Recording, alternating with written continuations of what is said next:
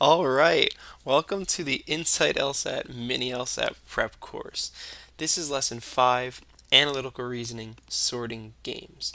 This is our second lesson on the analytical reasoning section, the logic game section. In lesson 4, we dealt with sequencing games and some variations, and today we're jumping right into sorting games. All right, so we'll jump into our first game, our sorting game, and we're calling it Club LSAT. Man, I'm sorry. It's just that this theme that we used for this lesson, this Club LSAT and the club music in the beginning, it's just really lame. Um, but I'll pull it together. The LSAT is no laughing matter. This is serious business. So let's talk about sorting games. Sorting games are going to give you categories or containers, and those containers are going to have the positions in them. And you're going to take the elements and put them into the containers. It can take a variety of forms. You'll see what it is in this one. But the basic move is to take elements, put them into categories. And that's different than putting them on a line. There's no directional component the way there was with sequencing games. This is about putting elements into categories. So that'll be a lot clearer once we diagram this game. It'll be much clearer once you can see it. So again, challenge yourself just for fun. Pause the video now and just, no pressure. Nobody expects you to come up with a great diagram here, but pause the video and try to diagram this. Just see what comes naturally. I really think that'll be valuable in deepening your understanding of the way these games work. So try it, and I'll be back in a second to show you how in this lesson we're going to diagram sorting games.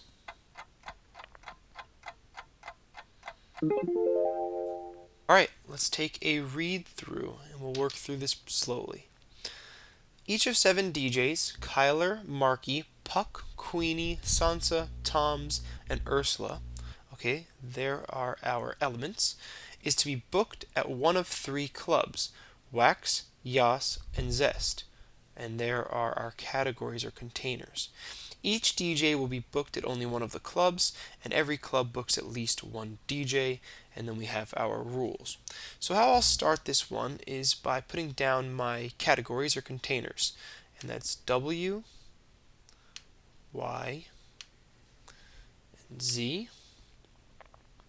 Now I like to circle my categories. It helps them to stand out a bit and also helps them not to be mistaken for elements.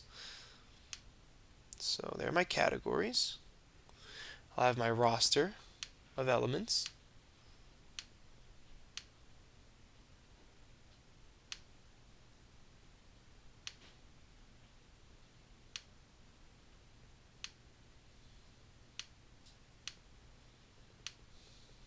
KMPQ, STU, and these are the elements that will fit into these categories. They'll be put into these containers. Each DJ will be booked at only one of the clubs, so we know that each of these elements is going to be in only one of these categories or containers. And every club books at least one DJ. Okay, so there's a question of numbers in the sorting games. We don't know up front how many elements will go into each category. So right now we know, though, there'll be at least one in each of these. Do we know anything else about numbers, though? This is a minimum. How about a maximum? What is the maximum number of elements that can go in any one of these containers while still respecting the condition that there must be at least one element in each container? Remember, there are 7 elements in our roster. There are 3 categories. What's the most imbalanced way we can do this? What's the maximum? Well, there could be 5 in one category and just 1 in the other 2, right? 5, 1, 1 would be 7. But we don't know which of the 3 could have that maximum. So what I'm going to do here is I'm going to put 5 positions, and I'm representing positions here with these lines, just like in the sequencing. in each of the categories, but these are possible positions. I know that they all can't be filled because that would require 15 elements and we don't have that. So lines here are going to represent possible positions that may or may not be filled in those categories, but we know it's a minimum of 1 and a maximum of 5. And now I'm going to introduce a new piece of notation to show that minimum, and that's these boxes.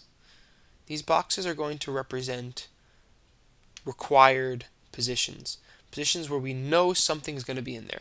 So these lines mean something could be in there, but we're not sure, and the boxes mean something's definitely going to be in there. And we know that because there have to be at least one element in each category. All right, let's take a look at our rules. Puck and Queenie are booked at the same club. All right, this is basically just like a chunk that we did in sequencing games. It's going to be represented a little differently, but it is the same idea. This means that P and Q are together wherever they go. And I don't need to put a little arrow here, a double-sided arrow that shows me, oh, it could be Q and then P, or P and then Q. Because remember, that directional component that's so important in sequencing games is not even present in a sorting game. So really, we're just representing our elements on top of each other for convenience and neatness sake. But what we're doing is just dumping elements into categories. The exact way that we put them in there, one before the other, none of that is in play here. That doesn't matter for these kind of games. So this just means P and Q, and the order that I put them in doesn't matter. It could be Q or P. It doesn't matter at all. Next rule. Sansa and Ursula are booked at the same club. Okay, that's pretty much the same rule. S and U form a chunk. Either Puck or Tom's is booked at Wax, but not both. Okay. We can put that in the required slot here. We can say that if there's only one person at Wax, it's going to be P or T. But now we have to deal with the but not both part. So we can put that below. If P is found here, then in the same category we know there'll be no T. And if T is found here, we know in the same category there'll be no P. Okay, next rule. Either Tom's or Ursula is booked at Yas, but not both. Okay, same basic idea looks like. So we'll put it in the one required slot of Yas. If there's only one person here, it's going to be T or U, but not both, so we need to represent that below. If T is here, then in the same spot there's no U. And if U is here, in the same category we know there must be no T.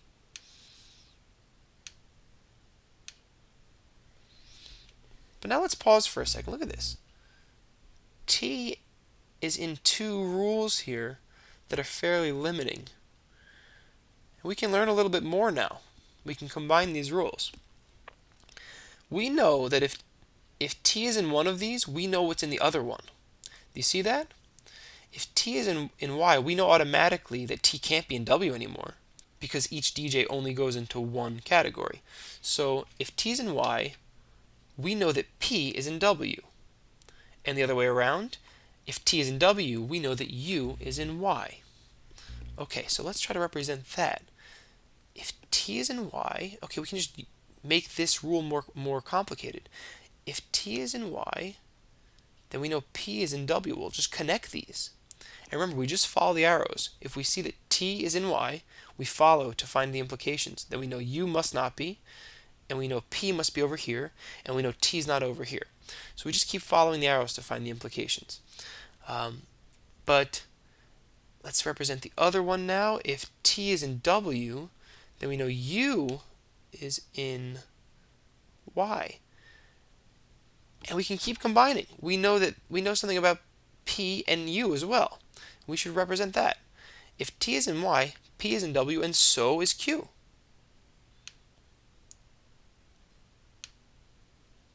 Right? Because they're a chunk. So we can represent that. And if T is in W, then U is in Y, but so is S. because they're a chunk.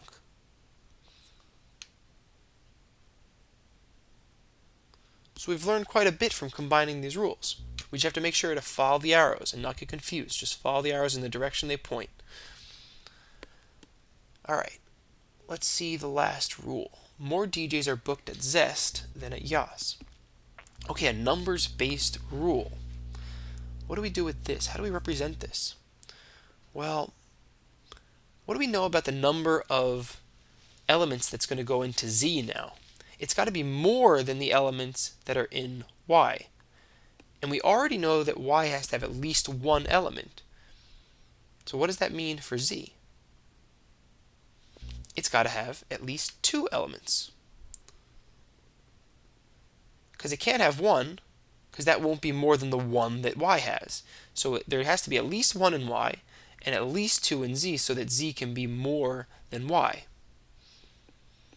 But now that we're playing with numbers, do you see anything else that we can learn about our categories and the positions in them? Before, we figured out the maximum that could be in any given category by looking at some of the requirements we had. We needed one in each category, which means we could have a maximum of 5 in any category. But now we know another slot is taken up in Z. We can represent this as being taken away from W and Y. We now know it's the case that W or Y can't have 5 anymore. Why? Because the only way you can have 5 is if the other two have 1. So if W had 5, we only have 7 in total, so it would be 5, 1, and 1. But Z gets 2. Same with Y. If Y had 5, W would have to have 1, and Z would have 1, but Z gets 2. So these now are capped at 4. And I'm going to use X's to get rid of these positions for us. Okay, is that all we know? Can we use this rule here to learn anything else about the numbers? Let's think about Y for a second. What if Y had 4 elements in it, and all these positions were filled? That would force something on Z, right? If Y had 4, Z would need to have more than that, and the only way to have more than that is to have 5. So if Y had 4, Z would have 5. And that's 9, but we only have 7. So actually, Y can't have 4. There aren't enough elements. How about 3? Can Y have 3? If Y has 3, Z has to have at least 4. But that's the full 7, 3 and 4. That leaves nothing for W. Y can't have 3 either. So we've actually learned something extremely powerful from this little rule right here. We've learned that Y can only have 1 or 2 elements in it in order to respect this rule. Now I see one more numbers inference actually looking at all the rules I have here. Now I'm done making my diagram, but I see one more thing now that I pause and take a step back. I'll tell you what it is, and you see if you can figure out why. Z can't have 5. Z can only have 4. Challenge yourself now. Pause the video if you have to. Why is it that Z can only have 4?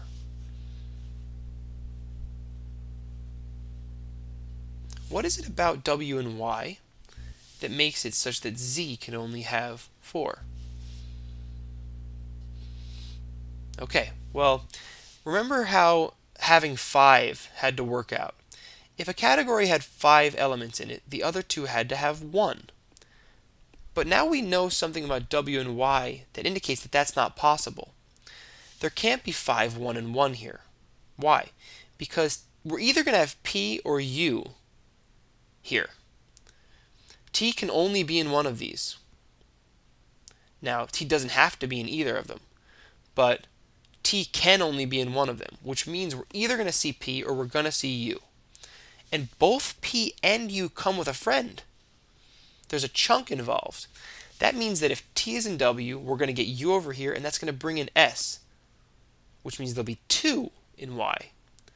Or, in another case, T will be here, which means P will be here, and P will bring in Q, which means there will be 2 over here.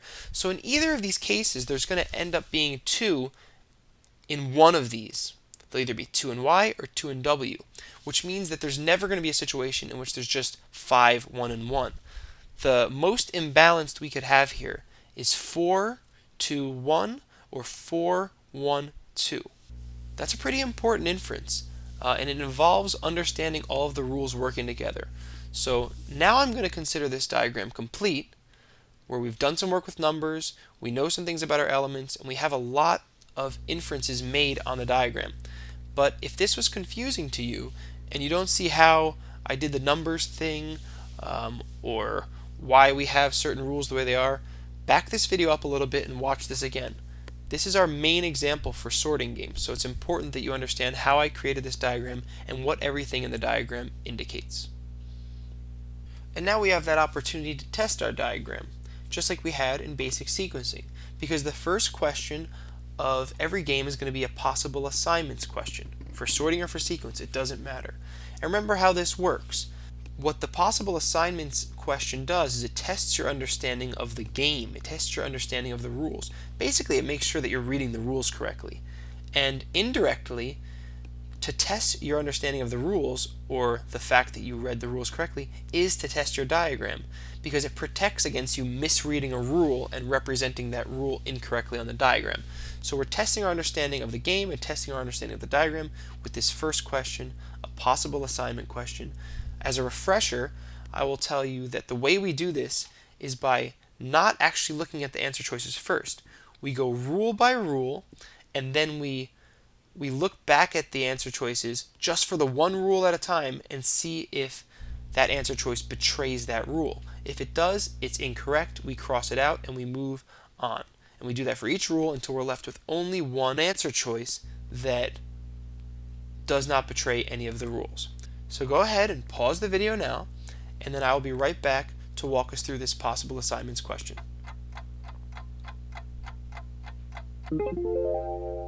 Alright, let's do it. Which one of the following could be a complete and accurate matching of the DJs and the clubs at which they're booked? It's just a possible assignments question.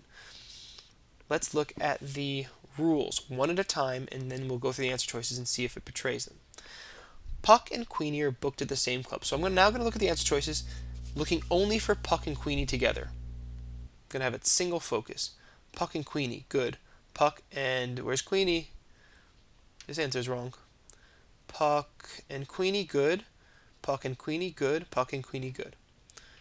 This rule's done. Sansa and Ursula are booked at the same club. Now, with single focus, just looking for Sansa and Ursula.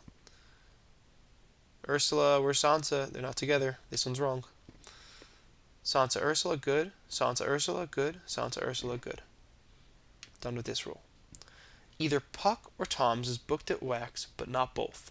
So now I'm looking at Wax. I'm looking for either of these DJs, but not both of them, and that's all I'm doing. Wax, that's Tom's, that's one of them, that's good. Wax, Tom's, that's one of them, that's good. Wax, Tom's, that's one of them, that's good. This rule didn't help us.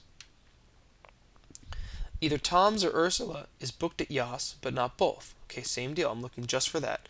Tom's or Ursula at Yas, but not both. Yas has Ursula, that's good. Yas has Ursula, but no Tom's, that's good. Yas, Kyler, Markey, there's no Tom's and no Ursula there. That betrays the rule. Now we're left with only two answer choices. More DJs are booked at Zest than at Yas. Zest has 4, Yas has 2. That's good. Zest has 2, Yas has 3. Nope. Needs to be the other way. So C is our answer here. It doesn't betray any of the rules. It is a possible assignment.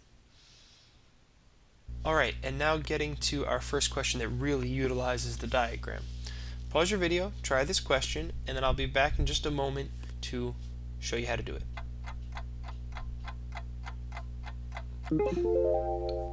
Okay, here we go. This is a conditional question, and remember what that means is we need to create a small new workspace diagram near our question. We don't touch the master diagram, which will be used for all the other questions.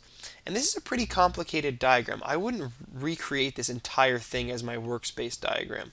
You'll find out your own personal style about how much you bring to conditional questions, but what I would do here is probably just bring the W, Y, X, the positions with the X's and squares, and probably this PTTU rule. And I'd leave these chunks, all this conditional stuff here, and the roster, I'd leave that on my master diagram so that as I'm working I can glance back and see the rules while only working on a simplified diagram.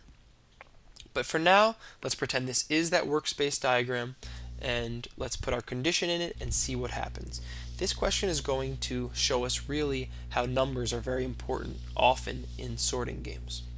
Alright, if more DJs are booked at Wax than at Yas, then which of the following could be true? Okay, so this condition basically makes Wax just like Zest. Remember we had that rule where Z had to be more than Y. So now W has to be more than Y. So Y is definitely going to have 1. So W has to have at least 2. And now let's think if there's anything else we can learn from this. Well, how many can Y have? Can Y still have 2? If Y had 2, that affects both Z and W now. If Y had 2, then both Z and W would have to have at least 3. But here's your math test. 2 plus 3 plus 3, 8. That's more than we have. We only have 7 elements. So now we know if both W and Z have to be greater than Y, then Y can only have 1. Because if Y has 2, it pushes these both up to 3, and that gives us too many required slots. Okay, any other inferences? What about Y? We know that in that last slot there's either going to be T or U. The only DJ that is going to be showing up at Y is T or U. But are both those possibilities genuine possibilities? No, right? Because U brings a friend every time. It's a chunk. So now we know this is T. T is the only element that can go here because U would have to bring in a second element and there's no space for that element. Any other inferences? Remember, T was powerful. Now we got to go over here. If T is definitely here, then P is here. Because one of them had to be here and T's already taken up. So P's here and P brings in Q. So now we have Q here. Okay. Anything else we can do here? Well, we have this remaining chunk, S and U. Where could that go? Could it go in W? S, U, P, Q, T, M, and K. That's okay. It could also be over here, S, U. Alright, I don't see any other inferences popping out. Let's take a look. We did learn a lot, though, from just this little condition. Let's take a look at the answer choices. Which of the following could be true? So, wrong answers are going to be impossible, and right answer could be true. Ursula's booked at Zest.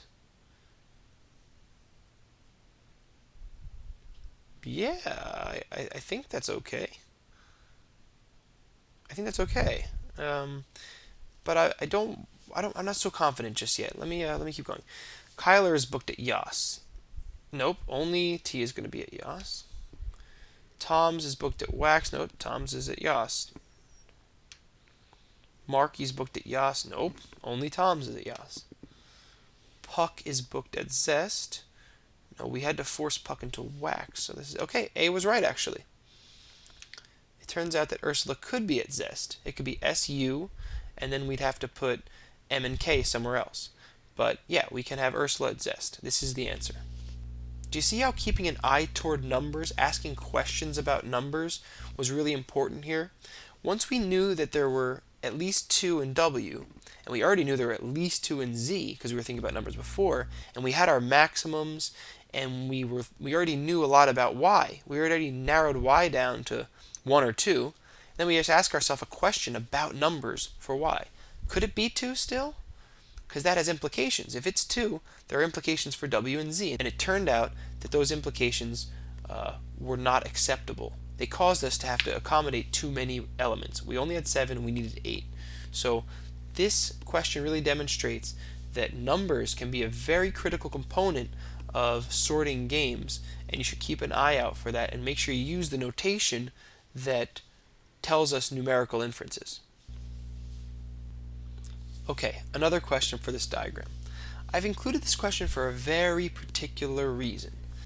I really like questions on the logical games section that give me more information. Usually I'm pretty confident in my diagram, and I like when a question is just kind of testing the inferences I've already made. And I also like when it's a conditional. I really like conditional questions because what they're asking you to do is include that condition in your diagram, and then usually if you're playing the game correctly, you will see that that condition does more than you expect, and then from the implications of the condition you can usually guess what the answer is going to be like, because the condition did certain things and the answer is testing your ability to use the condition. So those things that came out of using the condition are usually what the answer choice is referring to. And think about how difficult that's going to be for somebody who doesn't know how to use diagrams and doesn't really know how to play the analytical reasoning section. When they see the condition, they're just going to stare at the rules and just start thinking about possibilities. Maybe they're going to brute force the answer choices. But if you're a person who is good at diagramming, then you're going to know what to do with that condition, and you're going to be able to answer that question very easily. But sometimes there are questions that just don't give you any hints how to proceed. They just say something so basic: which one of the following must be false?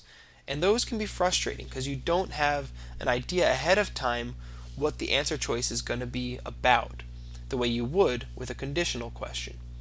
So the reason I've included this particular question is because it demonstrates a strategy for dealing with seemingly unhelpful questions like this one. And the strategy is to be very critical about the answer choices, to look at the answer choices and see if there's anything about them that allows you to focus your efforts on testing them out. Very often in logical games, we're kind of testing answers out. Even if it's very quick and we're just imagining the scenarios described there being on our diagrams, we're testing these things out. But it can take way too much time to test all the answer choices out every time. That's why usually our diagram helps us with that. But there's this other way of helping us to focus in on the most promising answer choices. And that's about being critical about these choices. I don't want to say more just yet because I want you to try this on your own. So take a look at this question, take a careful look at these answer choices. There's something about the relationship between some of these answer choices that eliminates some of them as possibilities. And then there's something about the remaining possibilities that make them good candidates.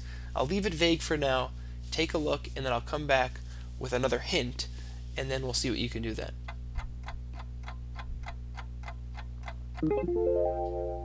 Okay, did you make any progress?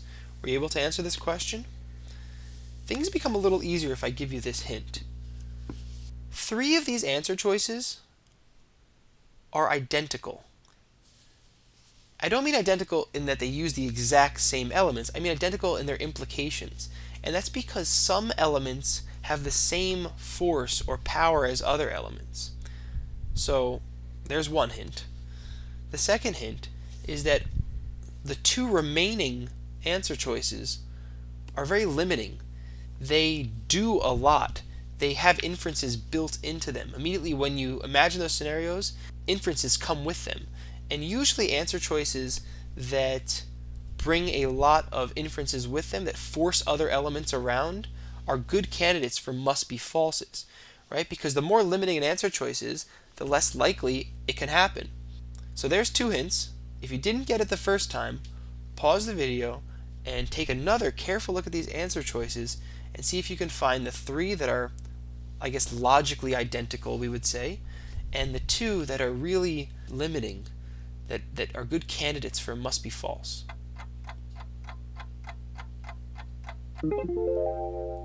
Alright, how'd you do? I'll walk you through it now. Let's take a look at A. Marky and Ursula are both booked at Zest. Okay, let's see what that would look like. Marky and Ursula are both booked at Zest. So M and U and S, right, because U comes with S, would be in Z. M, U, S. Now let's look at B. Marky and Sansa are both booked at Zest. M, S, and S comes with U. U. M, U, S again. These two are identical because Ursula and Sansa are a unit. So when you're looking at these answer choices and you have a good understanding of the game and you remember that Ursula and Sansa are a unit, they're a chunk, at more advanced levels of preparation, you should be able to see that these two answer choices are the same thing because Marky is going to bring in the chunk in this one, and Marky is going to bring in the chunk in this one. So these answer choices can't be right. They're knocked out right away because they're the same. Only one answer choice can be correct, and if these two answer choices are exactly the same, that can't be the one that's correct. Let's take a look at C. Kyler and Sansa are both booked at Zest. Okay, that's very similar to B, but now we have Kyler instead of Marky, we have Sansa, and we have Zest. But Kyler and Marky are also basically the same element. Kyler and Marky are the two elements in this game that are not involved in any other rules. They're floaters. See, K and M are not featured anywhere here. So, for logical purposes, K and M are identical. If you have M somewhere, you might as well have K there. It doesn't matter because they're not involved in any inferences whatsoever.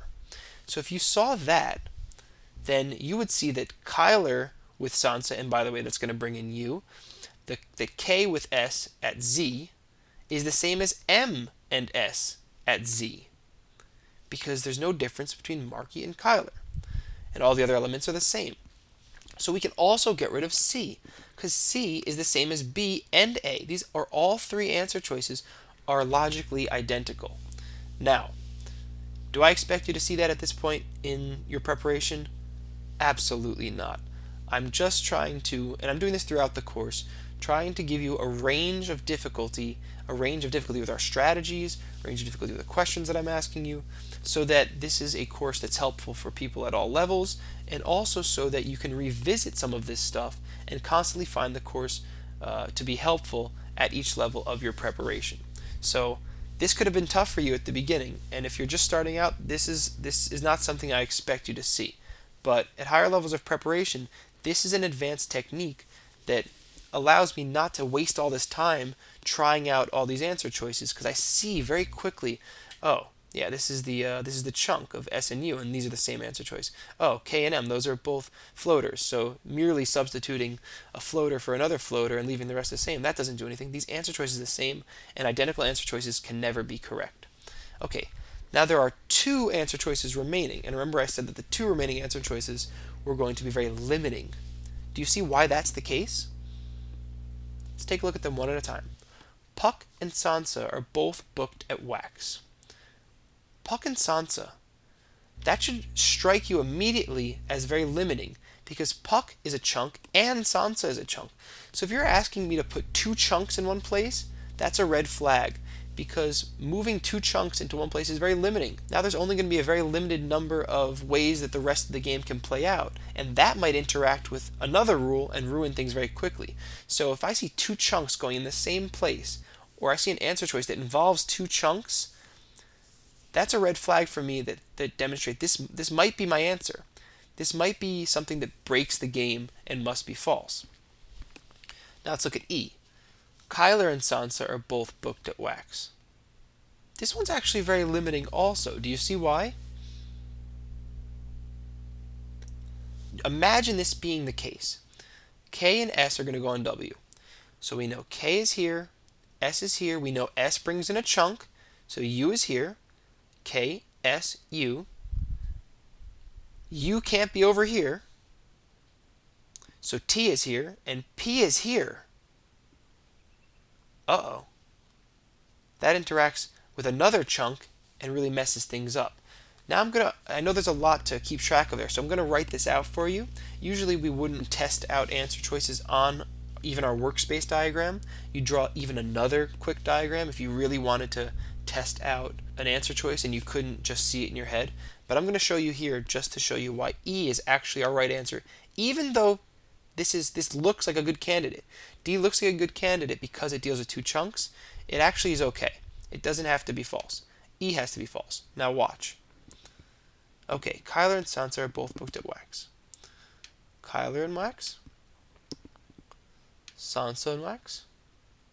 And remember Sansa, S brings in U. So U has to be here.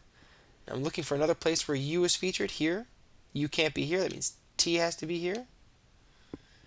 And if T is here, T can't be here. That means P has to be here. But remember, if P is here, it brings in Q. And now we're out of slots.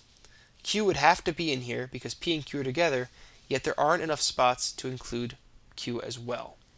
And that was a combination of these chunks and our numbers that made that just too limiting. We couldn't make that happen.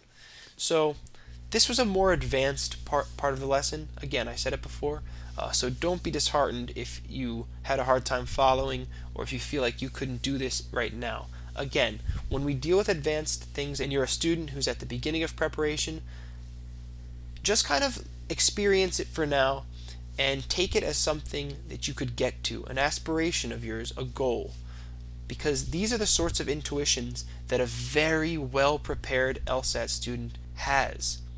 And that is really, in my teaching philosophy, the purpose of LSAT preparation. True LSAT preparation is a building of these intuitions so that you know this test so well that things pop out to you in questions that seem to give you nothing.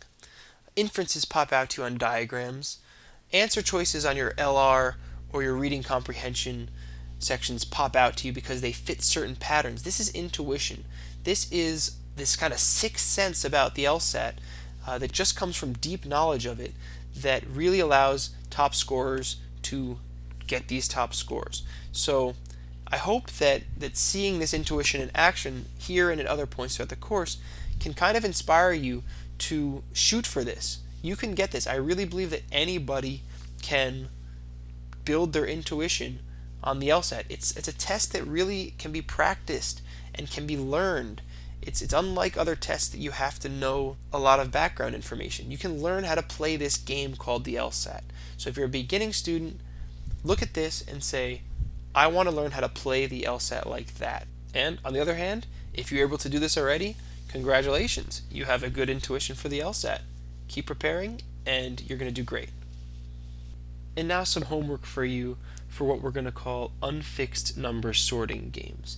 These are your basic sorting games, but the unfixed number portion just means that in the setup of the game, it doesn't tell you how many elements go into each category. We did make some numerical inferences. We learned how many elements could go into certain categories, and we talked about minimums and maximums, but in the setup it didn't tell us a fixed number of elements for each of the categories. So it didn't tell us there are 2 DJs booked in Wax, 1 DJ booked in Yas, and 4 DJs booked in Zest. That would have been a fixed number. Instead, it just left that number open and we had to deal with it ourselves. So take these as basic sorting games and try them out. Now I have to make a qualification here. I have to make a little note. Honestly, these two questions, these two games, are pretty odd examples of unfixed sorting. And I still think it'll be good practice to get through them though. And I'm going to give you some hints. So at this point, you might want to jot down some notes about what I say. These are going to be specific hints to help you through these games because, especially for beginners, these are going to be a little tough. So in addition to taking note of which games they actually are, I want you to take down the following specific hints for these games that will help you through.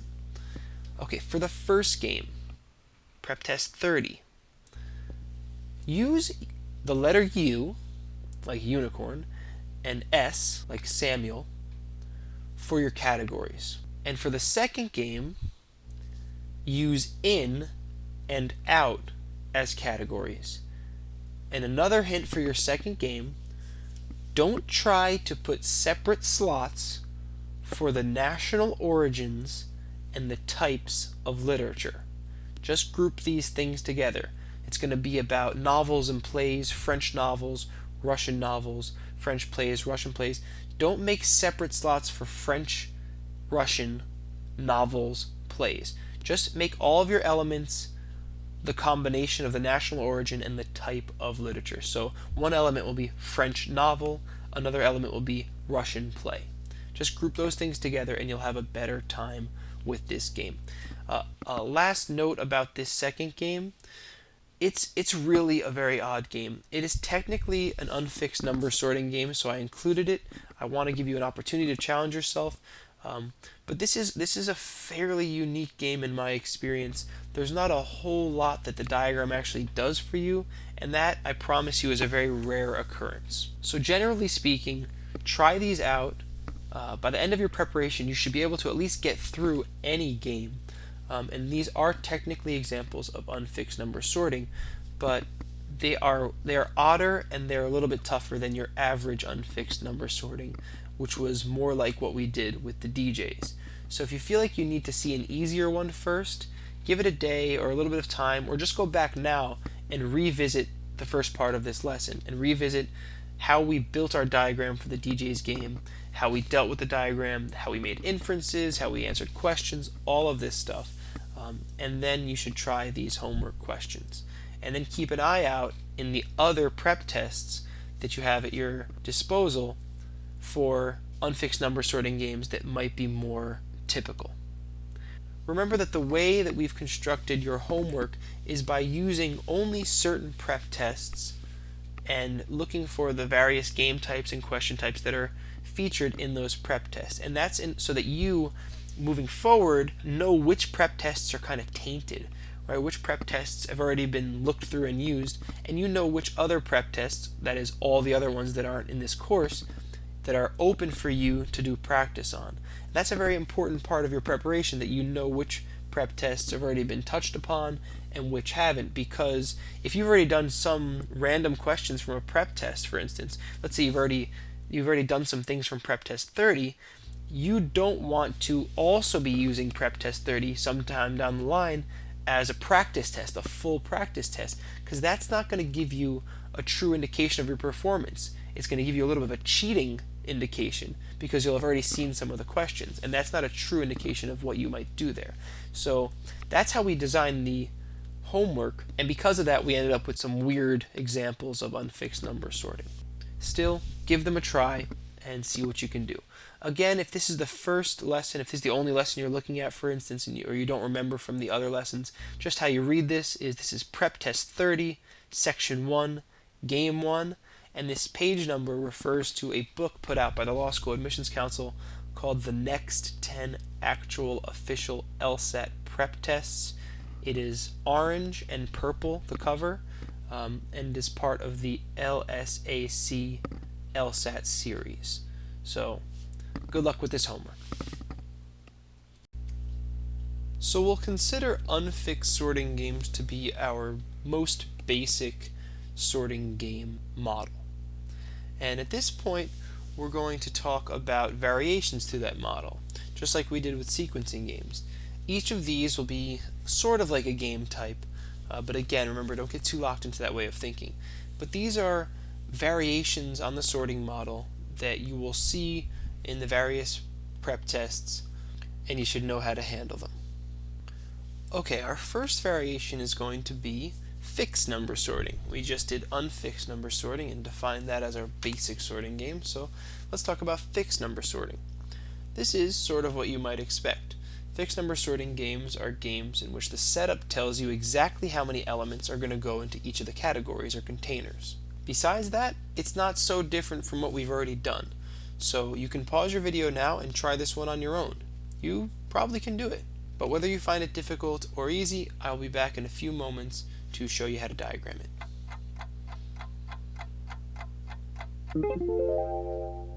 Okay, let's jump into it. 6 police officers, Drake, Eastman, Finch, Grafter, Harrison, and Larkin, each will patrol one of 2 neighborhoods, Terry and Westlake. Each officer will patrol only one neighborhood, and each neighborhood must be patrolled by 3 officers. Okay, so this looks very similar to what we just did. We have elements, we have containers or categories, and each officer will patrol only one neighbor. That means no elements are used more than once. And here's where we differ. Each neighborhood must be patrolled by 3 officers. It's not unfixed number anymore. Now we know exactly how many elements go into each category. So let's diagram it.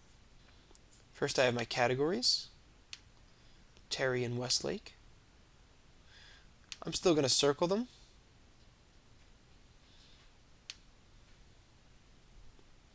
I'm still going to have my roster, D, E, F, G, H, and L. And now positions. I know there are exactly 3 in each. And the way I'm going to represent that is to be consistent with the way we diagrammed the other one, I'm going to use all boxes. It just means these are all required slots. There's no question about possibility for positions. Each slot must be filled by an element. So I'm just going to put 3 boxes.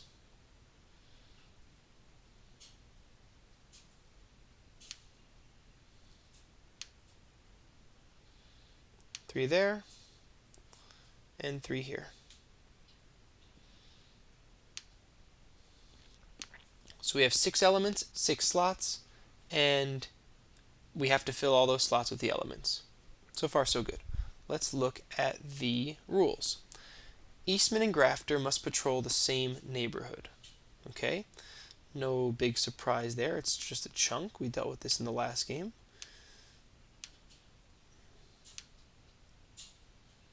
Okay, we have a chunk of E and G. Larkin must patrol Westlake. Okay, we can put that right into our diagram. Either Grafter or Harrison patrols Terry, but not both. Okay, so we'll use the space below to do these kind of conditional rules here, and we'll say that, let's see, since it says not both, we know that one is going to be in one and one is going to be in the other, right? Because, okay, let's say Grafter patrols Terry.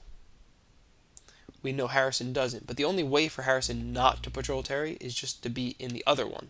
There's only 2 choices here. So we can just push that over here.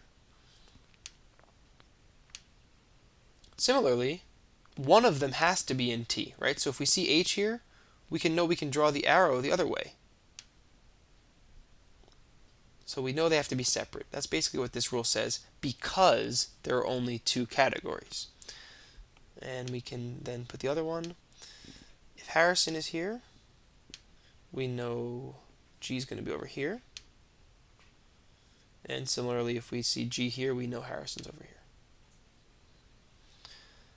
If Finch patrols Westlake, Eastman patrols Terry. Okay, now this isn't the same. This isn't the same as what we just saw. If Finch patrols Westlake,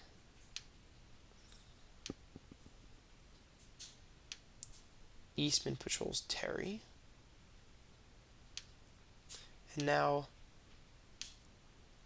if you go back and look at how we did this rules, you'll see we were just doing the contrapositive, and it turned out that because there are 2 categories, our contrapositive turned out this way. Now we have to do the contrapositive for this one. If F is here, then E is here, and the contrapositive is, do you remember? We have to negate this. If we don't see E here, then we know that F must not be here. Because every time F is here, it pushes E here. So no E here means no F here. And that's your diagram. The only other thing that I would put here, because I think it could be helpful, is to note that the only element that's not involved in any rule is D. And it's going to be a floater, and I like to, as a general rule, mark my floaters. It doesn't always come in handy, but generally speaking, it gives me a better understanding of how the pieces of the puzzle interact. It's good for me to know that D can pretty much be anywhere according to the rules. Alright, how'd you do? This one's probably easier than the one we did last time, And it sort of makes sense. Fixed number is more information, right? Unfixed number leaves more open. Fixed number closes it up and makes it more limited. So it should be a little bit easier. Okay, let's try using this diagram now to answer some questions. Pause your video, try this one, and I'll be back in just a moment. Alright, it's a conditional question. Let's get to it. If Eastman patrols Terry, all of the following must be false except. Okay, conditional with an except modifier. Let's just make sure we keep track of what's going on here, but it shouldn't be too bad. So the first thing we do, remember, is we put our condition into our workspace diagram and we see what comes of that. So Eastman patrolling Terry. Okay, so we put E here. Remember, it doesn't matter which position we put him in. They're all the same. We just know he's in this container. Okay, immediately I see a chunk with E. I remember that. That's an important rule. So G comes in here. Look down here, see if there's any G rules. There are. G leads to H being over here. Okay. H goes here. What's left? Only two are left. D, our floater, is left, and F. Could they go in either one? F is involved here. If F were here, it would push E there, which is fine, because E's already there. And if F's here, we don't have to worry about that rule. And D is a floater. It's not involved in any other rules, so it looks like we can just represent this like this. Okay, pretty cool. Our diagram's almost fully filled out from just this condition.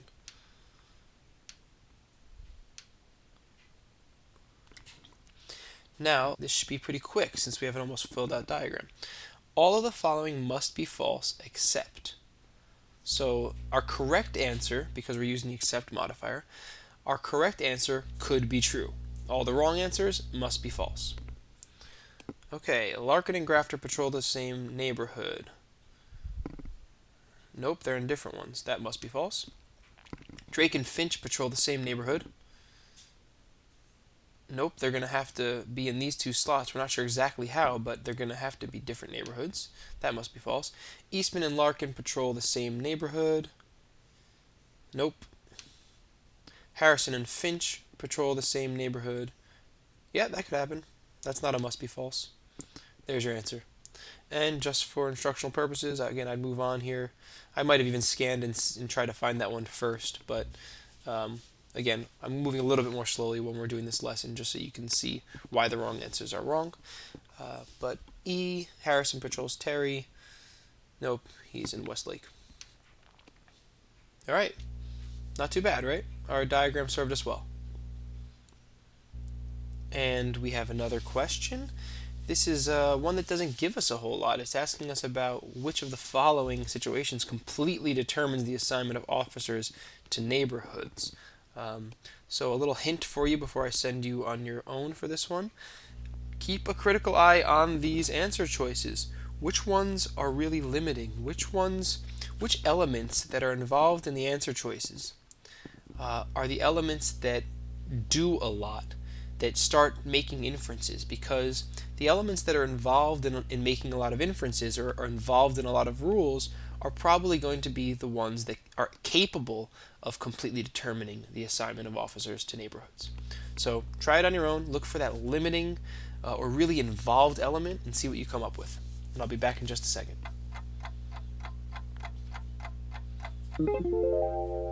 Okay, we'll do this one a little bit differently. What is the element here that is involved in the most rules or makes the most happen? We see that E and G are both here and here, but look how F sets off a chain reaction.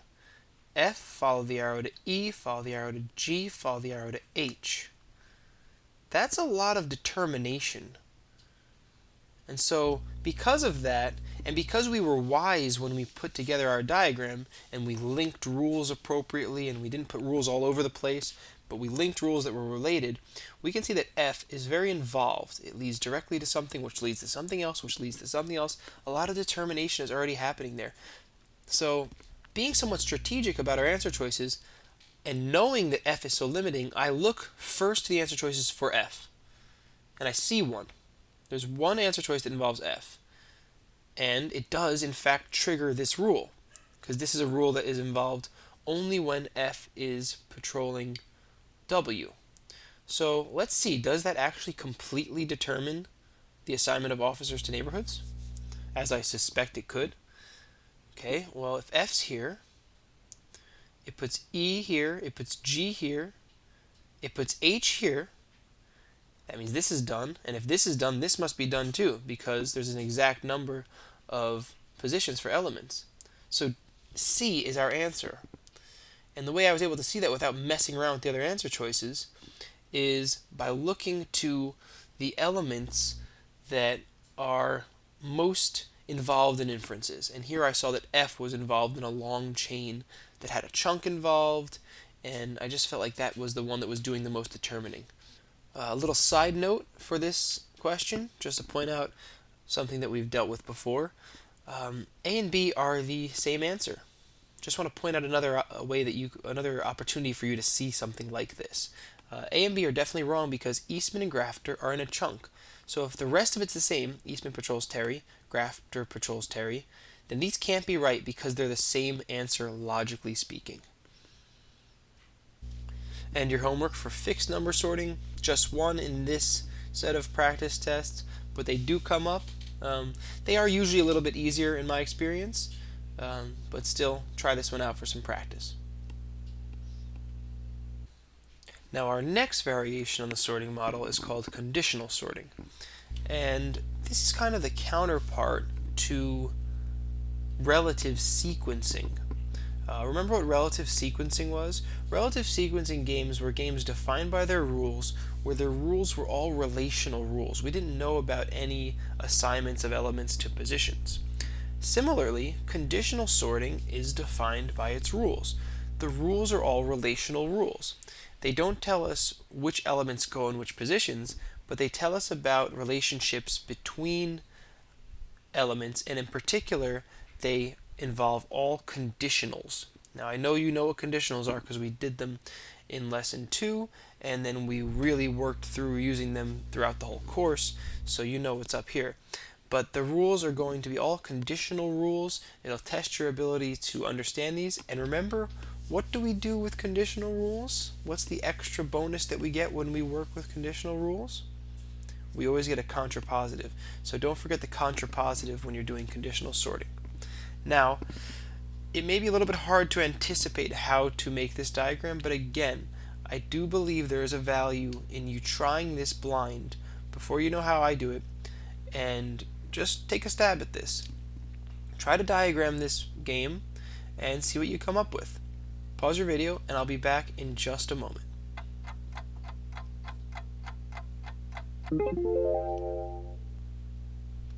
Okay, here we go.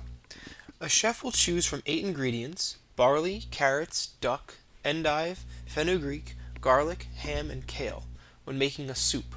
The following conditions apply. Okay, so we have our elements, but wait a minute, this is sorting, remember? Where are our categories? In the past, we've had regular categories and we knew that we were going to assign the elements to the categories. But we have nothing in the setup now that indicates a category, do we? Actually, we do. And this takes a little bit of creativity. We know that the chef is going to choose from these 8 ingredients to put in this soup. So if the chef is choosing from the ingredients, the chef will pick some ingredients and leave out some other ingredients. And there it is. There are 2 categories that are implicit in this setup. Our categories here are actually in and out. Some elements are going to fit into the category of being in the soup, and the rest of the elements are going to fit into the category of being out of the soup. Alright, and now you might be saying, okay, time to put our roster together. Actually, no. This is a very special kind of diagram. There's going to be no roster here, actually. What I'm going to do is I'm going to list all the elements in each of the categories. Watch. This is like relative sequencing because we don't put any positions. Instead, we only diagram rules. And the way we do that is by putting all of the elements. It'll take a second here because I'm slow with this pointer. Put all the elements in both of the categories. Can you anticipate what I'm going to do next?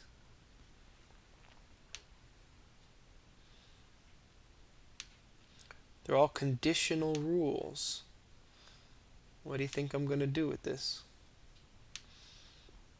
I'm sure the suspense is killing you. I don't blame you. The LSAT is so exciting. Alright, what do I do now? I'm going to start diagramming rules. Watch this. If barley is chosen, then fenugreek cannot be chosen. Another way of understanding that is, if barley is in, fenugreek is out. And I can represent that here. I go from barley to fenugreek. If B is in here, then F is over here. Now let's not forget our contrapositives. They are extremely important. And they're kind of easy with this game. They're going to be very symmetrical. But still, talk it out. Make sure you understand contrapositives. If B is in, then F is out. What does that mean? If F is not out, which we know is the same thing as saying F is in, so the contrapositive is if F is not out, then B is not in. But we have to translate those negations. If F is not out, or if F is in, then B is not in. That is, B is out. So look, it's symmetrical. Next rule. If duck is chosen, then ham cannot be chosen, because that would be disgusting. Okay, if duck is in, ham is out. And if ham is not out, ham is in, then duck is not in, duck is out. Oh, we're making a cool little pattern here. If kale is chosen, then garlic must also be chosen, naturally. So how can we represent that? If kale is in, G is in. Which one of these?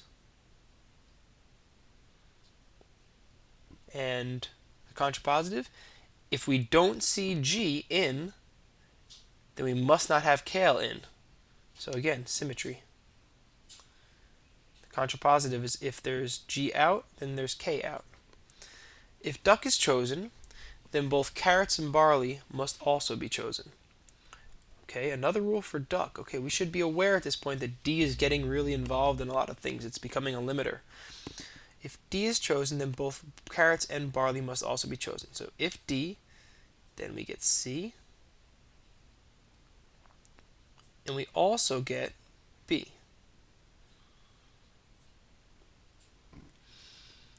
And if we don't see either of those things, then we must not have duck. So if no C, then no D.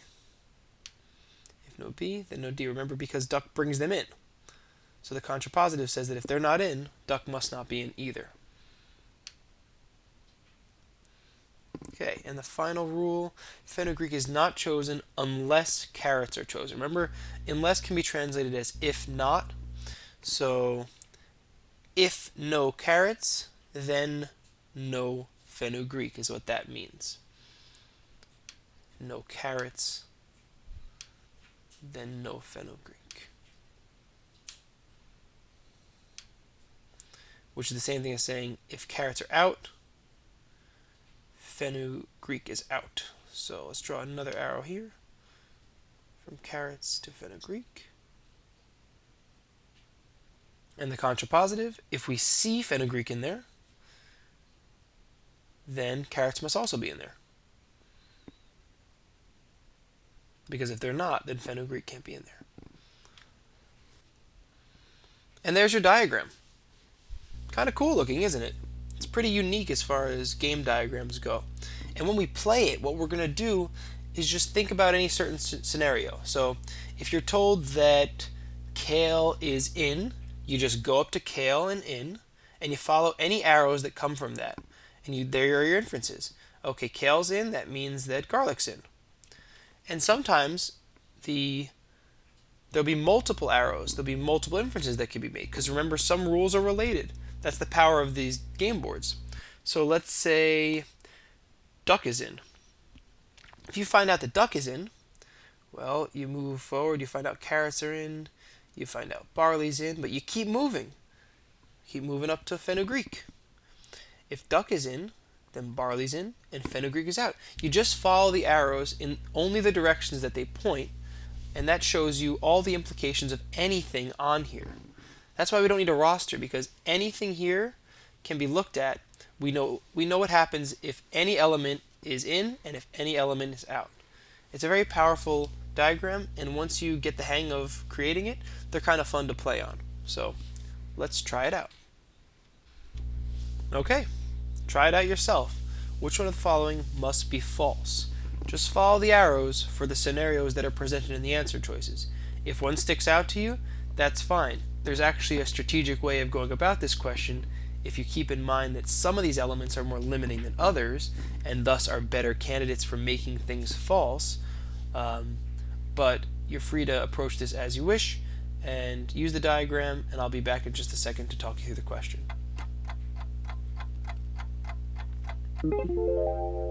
Okay, let's do it. What are the more limiting elements in this diagram? We see D is really involved. It does a lot of things. Looks like fenugreek is kind of involved, right? Fenugreek brings in carrots and takes out barley, which means no duck. Okay, so, but let's, oh, look at that actually. We have an answer choice that is both duck and fenugreek. That's a candidate. Right off the bat, without even knowing how this works, that's a candidate. Is it false? Let's see. Both duck and fenugreek are chosen. Okay. Duck is in, which means that C is in, which means that B is in, which means that F is out. Uh-oh. This is your right answer. Did you see how that happened? I stumbled on it because I was looking and thinking about the more limiting elements, and then I saw that two of the most limiting elements were together, and I said, alright, I might as well try that one first. It looks like it's got to be false. I'm pretty confident. I would move on from here. Again, for instructional purposes, let's take a look at the other ones, just to practice following the arrows perhaps, but I'm pretty confident that B is our answer. A. Both endive and fenugreek are chosen. Well, let's start with endive. Oh, it does absolutely nothing. So that doesn't make anything false. And fenugreek, does that mess up endive? Well, fenugreek means there's carrots in here, there's no barley, there's no duck. No, it looks alright to me. Kale is chosen, but barley is not. Kale brings in G, and that's okay if barley's out. Barley makes sure that D is out. Yeah, those are fine. Carrots are chosen, but duck is not. Okay, carrots are chosen. C. Nothing actually leads from that. Some things lead to it. Can carrots be chosen when duck is not? Well, duck leads to carrots. But just because duck is sufficient for carrots doesn't mean that duck is necessary for carrots. So that one doesn't have to be false. Garlic is chosen, but kale is not. That's basically the same thing, right? Kale is sufficient for garlic. Kale brings in garlic, but that doesn't mean that garlic brings in kale. The arrow doesn't go both ways. It's important to follow the arrows only one way. So indeed, B is our correct answer. No duck and fenugreek together. Alright, another question. This is one of those completely determined questions, right? The list of chosen ingredients is completely determined if which one of the following is assumed. So be strategic here. These have a potential to be time wasters if you are just going to go through all the answer choices without any strategy. I guess, every question has a potential to be a time waster if you're not being strategic. But here you want to be thinking about what are the limiting elements, and then you're looking for those in the answer choices. So give it a try, and I'll be right back to help you out.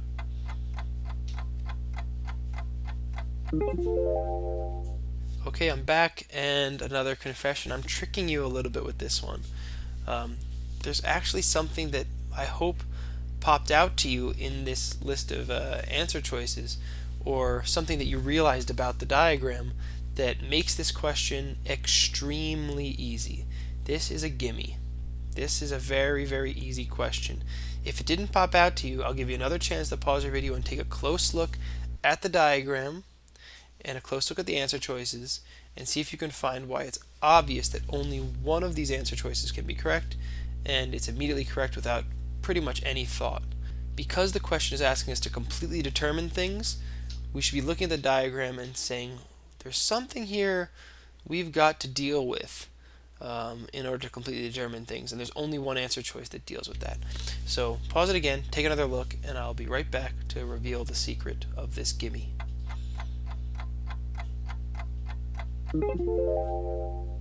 Okay, remember that floaters are somewhat problematic for these sorts of questions, right? Because floaters aren't involved in any rules. Floaters are just elements that can go anywhere. And so for something to be completely determined, we need the floater to be involved in the answer choice. And we have a floater in this diagram, endive. Endive is not involved in any rule whatsoever. No arrows come from it, and no arrows point to it.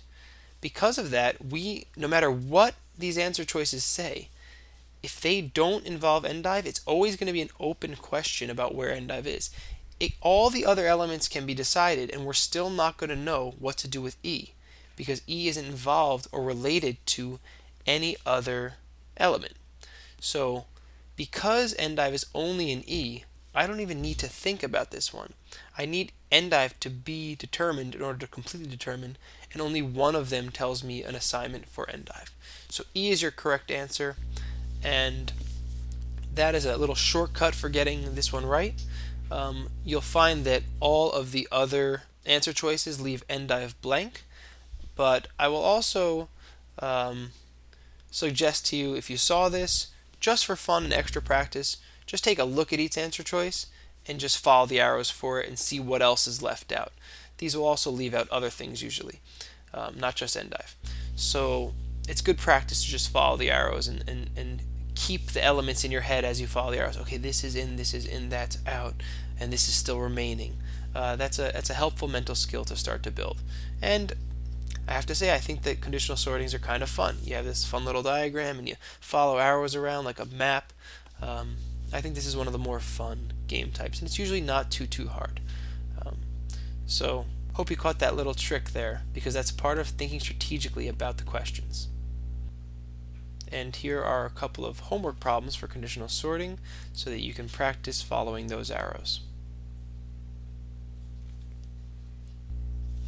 And the last variation we're going to talk about is extra dimensions. Again, no science fiction. This is just another variation of the sorting game. So there's an extra dimension of sequencing games, and there's an extra dimension of sorting games, and they're sort of similar.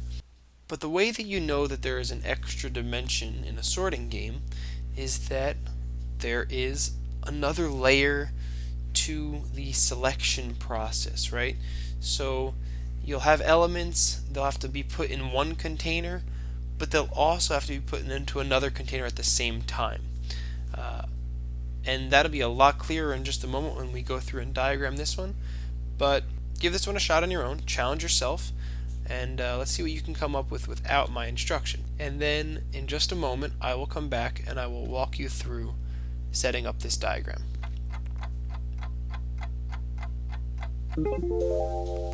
Alright, here we go.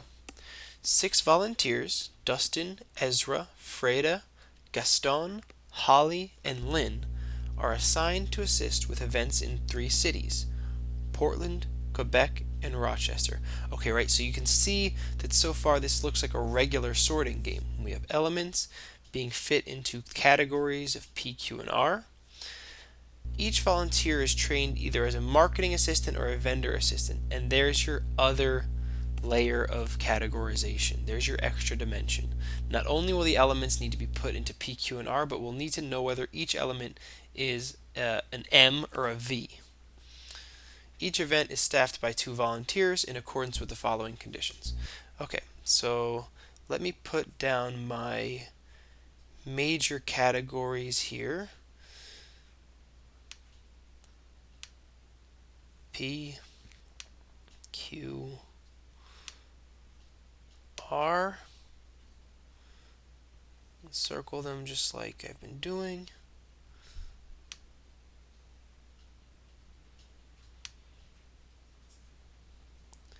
And now I know that each event is staffed by 2 volunteers. So I can use my notation for required positions, and I can actually make a grid here. I think that's the cleanest way of doing it.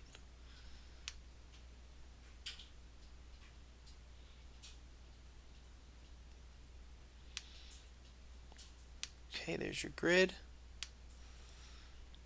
And all that means is that there are 2 in P, 2 in Q, and 2 in R. But now these positions matter, right? Before, when we had some of the other forms of sorting, we just had the positions written above the categories, and it didn't really matter where we put elements. Now it's going to matter. Why? Because we need our second dimension. So I'm going to put an M here and a V here. And I'm going to circle these two because they're categories. And here and now there are 2 dimensions of categorization. In each event, we're going to have an M and a V. So in P, there'll be an element here, and that's the V that's in P. And we're also going to have an M, that's the M that's in P.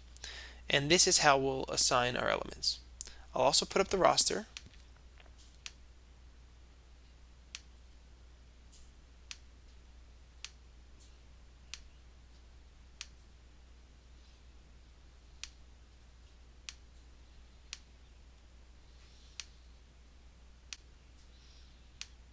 There you go, D, E, F, G, H, L. These 6 elements have to fit into these 6 positions, but we need to respect both forms of categorization. All right, let's take a look at our rules. Dustin is assigned to Portland. Okay, a freebie. Well, almost a freebie at least.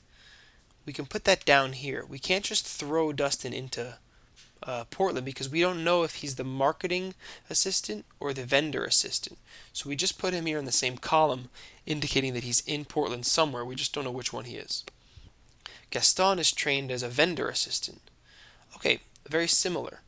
We know that Gaston's going to be on this level. He's not going to be up here. No matter, we don't know which city he's going to be in, but we know he's on this level. So let's extend it out here and put him over here to show that he'll be there. Same sort of thing we did with D. Freda and Holly are trained for the same role. Alright, I guess there are a number of ways you could represent this. What I'm going to do is I'm going to put it off to the side and I'm going to demonstrate a horizontal relationship. That's all I really want to show here, is that Freda and Holly are not going to be on different layers. They're going to be on the same one. So I'll do this. It's not clear which one's going to be to the left or to the right, so I'll do that. Just trying to indicate a horizontal relationship between them. Ezra and Lynn are trained for different roles, and this is kind of the opposite. I want to represent a vertical relationship between Ezra and Lynn. Whichever layer Ezra's on, Lynn has to be on the other one. So to do that, I can just do this.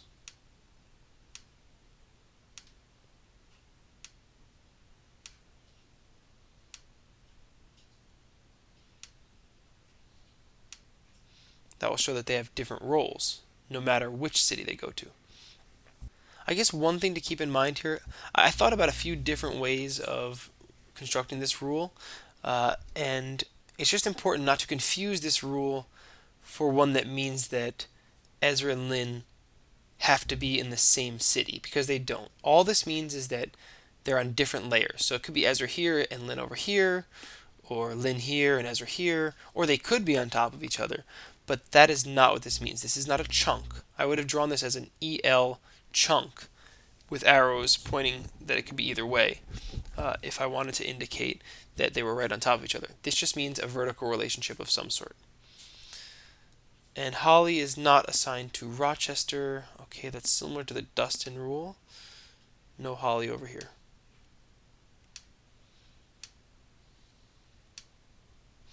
Take a breath, take a pause.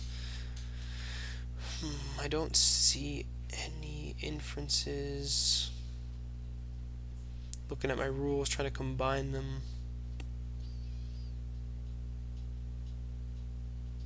I mean, there's no other inferences that I see, but it doesn't look like it's going to be a terribly hard game. There's only 6 elements and slots, and we have a couple interesting rules here. We have a couple partial assignments. Let's see what the questions give us. Some games are really a lot more front end. You do a lot of inferences up front, and before you even reach the questions, a lot of the work is done, and then the questions just kind of test your understanding of the various inferences. And other games are more back end, where the diagram is a little more open, and then the questions will be really informative, and you'll have to do work during the questions. So maybe this is a back end game. Let's find out. Alright, and our first question for this diagram is a conditional, so maybe it is a more of a back end game. But you've done many conditionals so far. We have our diagram. Good luck with this one. Pause your video and I'll be back in just a second.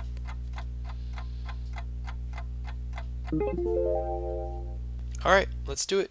You know the drill for conditionals at this point.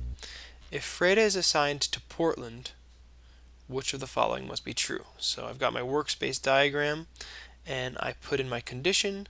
Freda is assigned to Portland. Okay, I don't know which role, so I'll put her down here. Okay, any inferences from that? Okay, so I know that D and F take up all of P. I don't know which role they have at this point. It could be DF or FD. But if this whole column is taken up. Okay, I see it. Do you see what happens here? This whole column is taken up. And for at least somebody, there's another column that's not working either, which does make one inference for us. Remember Holly? Holly can't be in Rochester. And now we know Holly can't be in P either, which means Holly's got to be here in Q. So I'll add that inference. And I'll check my answer choices for it. It's the first one. There you go. And that's my answer. I would consider this a quick one if I were on the test. I'd move on now. But again, for instructional purposes, I will at least give you some sense of why the other ones are wrong, because that's good practice when you're preparing to figure out not only why the right answer is right, but why the wrong ones are wrong. Okay, B. Lynn is trained as a marketing assistant. So what I'm looking for here, I'm looking for an answer choice that must be true, so all the other ones either must be false or could be true, or could be false, right? Could be true, could be false, it's the same thing. So Lynn is trained as a marketing assistant. Must this be true? Well, let's see. Lynn's involved in this rule. Let's see. These two can be right here in Rochester, as far as I know. And Lynn could be in either one of those. I see nothing to prevent that. So Lynn could be a vendor. This one's off. Dustin is trained as a marketing assistant. Well, remember I said that we know that P is taken up by D and F, but we don't know the roles they play. So that leaves it open that D could be V. Dustin could be a vendor. Ezra is assigned to Rochester. That could happen. Ezra can't be in P. But why couldn't Ezra be here in Q with Holly? No, I don't see any reason why, especially since Ezra can go on either layer, so Ezra could be in Q or R. Gaston is assigned to Quebec. So we know Gaston has to be down here, and it's not going to be in P because that's taken up, but Gaston could be in Quebec, and that would put Holly as a marketer. But Gaston could also just be in Rochester. I don't see anything wrong with that. There are a lot of moving pieces besides this bit about Holly. Because there are so many other moving pieces, like the F and the H can be anywhere, the E and the L can be anywhere. And the D and the F, it's not clear. There's not a lot of must be true going on here. So A was our one inference that came out of this, and it is the right answer. Not too bad, right? Okay, another question with this diagram. Go ahead and try it yourself, and I'll be back in a second to help you with it.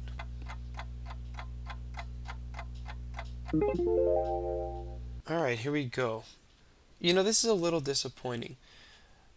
I was expecting this to be more of a back-end game, and back-end games typically give you more to work with. The questions will be conditionals. You'll learn something along the way, but here we have a pretty basic diagram with not many inferences on it, and a question that doesn't really give us anything. So what do you do in a situation like this, where you're just kind of without resources? Well, this type of question is interesting. Rarely will the LSAT have a question that you have to completely brute force. And what I mean by brute force is you just have to try out all the options and you have to draw them out and figure out if they work. Usually, a test taker with a strong intuition for the LSAT should be able to see that some answer choices are worth trying before others. It's not usually completely random. That's how the LSAT is trying to separate very high scorers from other scorers. They'll put these in here so that person's intuition can see through. But still, for pretty much everybody, there will be some questions where you just don't see what to do. You just don't see how one answer choice could be more promising than the other. You don't really have any inferences to work with, and you're just left in this position where you have to try out all the answer choices. This is what I'd call the brute force method. And we haven't done that so far in the course. And although I do spot one answer choice here that is a little bit more limiting than the others, remember that's like the basic strategic move. You want to look at answer choices that have inferences involved with them pretty much right at the start, because those are more active answer choices. They're more likely to be right. And just strategically speaking, those are good ones to start with. So I do see one here that seems to have a little bit stemming from it, but still, I want to take this opportunity to demonstrate for you brute forcing a question. You should know how to do it because you're going to have to at some point. And there are somewhat smarter ways of doing it. Sometimes you're just going to go answer choice by answer choice and draw it out and see if it fits the answer. And that's very unlike what we've been doing in much of the course, where we saw that our inferences up front paid off and kind of showed us where the answer choice should be focused and allowed us to move quickly through the answer choices, or when we had conditionals that allowed us to use workspace diagrams and make inferences and jump right to right answers or knock out a bunch of wrong answers. Those were examples in which we saved a lot of time by smart diagramming. You can think of the time saved there as time that you might have to spend on brute force questions. These ones are going to take a little longer because you're just without guidance. So I do want to show you going through one of those, and we'll try to make it a little bit smarter than mere brute force, but I do want to show you what it's like to brute force a question. So each of the following could be true except. I don't have a big hunch of what to do here. So what I start to do is I start to make little workspace diagrams for every answer choice, one at a time, and I'm going to try to make these work. I don't know if these could be true or not, so what do I have to do? I have to just try to put them in here and see if they break the game or not. Now, there's a little bit of a cheat. The cheat is that it's a risk, so it's not a perfect strategy. But you can try to, for instance, in this question, I'm looking for wrong answer choice. I'm trying to knock out wrong answer choices that could be true. So when I'm building my little fake diagrams, or my little models here for each of the answer choices, I can try to include the scenarios described in more than one answer choice in that diagram. I can try to knock out 2, maybe 3 if I'm feeling really risky, but probably not. I can try to knock out 2 at once. Let me show you how that works. So first of all, when I make these workspace diagrams, I make them very basic. I'm already using a lot of time on a question like this, so I'm not going to even put PQR, MV. I'm going to refer to my master diagram, look back at this and back here, back and forth, so that I know what belongs here, but I'm not going to write anything more than this little grid. And I know it's PQR, MV, and I can look back here to see the other rules. So I'm going to try to fit these in here and see if they break the game. So I have Lynn as assigned to Portland. So I just put that here. All right, now I'll put the other rule that's related to it, Dustin. Um, and I look for inferences right off the bat. Well, that's similar to what we did before. Also, previous questions can help with this sort of brute forcing. Last time I blocked off P, that meant that Holly had to go in Q. Remember that? So I know Holly's over here. And actually, that's another answer choice. Great. So now I'm actually working two answer choices at once. I have Lynn in Portland, and I also have Holly in Quebec. And so if this works, if I can make something work here without betraying any of my rules, then I'll know that both A and C are wrong answers because they could be true. The problem, and this is why this is a risk, if you put more than one answer choice in your brute force diagram and it fails and you break the game, you don't know which of the two answer choices broke the game and you have to start over. So it's a gamble. Again, brute forcing questions is not fun. It is not the ideal situation you want to find yourself in. But based on certain factors like how much time you have left or how confident you feel in your intuition, you may have a sense of certain answer choices that can be tried together. So I'm going to try A and C together and see what happens. And now I'm just going to put these in. I'm going to put, I don't know, I'll just put Dustin here. I'll put Lynn here. I'll put Holly here. Any other inferences start popping up? Well, G would have to be over here now. And that's going to break this rule here, right? Look, I already know that G has to be in the vendor layer, which is this bottom layer. And if I put Holly here, which I didn't have to do, it seems, actually, but if I put Holly here, then G would have to be here. Okay? And if I do that, then I can't respect the H and F having the horizontal relationship rule. So I'm going to back this up a little. Can I do that? Cool. And this is why you'll be using a pencil in all your preparation and on the test. Don't be messing with pens. Pencils are the way for the LSAT. And I'm just going to back up that move there because I didn't have to make it. I can put H here instead. That allows me to put F over here, respecting that horizontal rule. And then looks like what's left, G and E. Well, L's up here, so E will be down here. That respects the vertical rule. Yeah, it looks like I can have G or E here. It doesn't matter, and E here too. Okay. So this one works, and I used A and C in it. We have Lynn in Portland, we have Holly in Quebec, and we have something that makes sense without betraying any of the rules. So I'll be able to knock out 2 with this. Not too bad. Alright, let's go with B now. I'll make another one.